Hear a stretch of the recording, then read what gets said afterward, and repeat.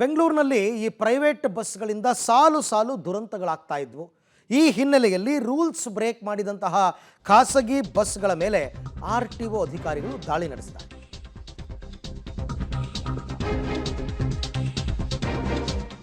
ಬೆಂಗಳೂರಿನಲ್ಲಿ ಖಾಸಗಿ ಬಸ್ಗಳಿಂದ ಸಾಲು ಸಾಲು ದುರಂತಗಳಾಗ್ತಾ ಇತ್ತು.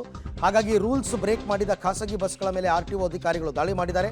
ರೂಲ್ಸ್ ಬ್ರೇಕನ್ನೇ ಎನ್ಕ್ಯಾಶ್ ಮಾಡಿಕೊಂಡ್ರ ಸಾರಿಗೆ ಅಧಿಕಾರಿಗಳು ಅಂತ ಓವರ್ಲೋಡ್ ಲಗೇಜ್ ಸ್ಟೋರೇಜ್ ಮಾಡಿದ್ರು ಬಸ್ಗಳು.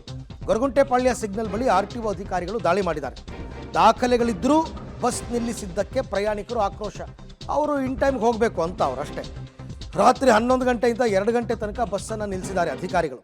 ಕೆಲ ಬಸ್ ಚಾಲಕರಿಂದ ಹಣ ಪಡೆದು ಬಸ್ ಬಿಟ್ಟು ಕಳಿಸಿದ್ದಾರೆ ಅಂತ ಆರೋಪ. ನೋಡಿ, ಇದು ನಮ್ಮ ಹಣೆ ಬರ. RTO ಅಧಿಕಾರಿಗಳ ವರ್ತನೆಗೆ ಬಸ್ನಲ್ಲಿದ್ದ ಪ್ರಯಾಣಿಕರು ಕೆಂಡ ಕಾರಿದ್ದಾರೆ. ದುಡ್ಡು ವಸೂಲಿ ಮಾಡೋದಕ್ಕೆ ಮಾಡಿದ್ದಾರೆ, ನಮಗೆಲ್ಲ ತೊಂದರೆ ಕೊಟ್ಟಿದ್ದಾರೆ ಅಂತ.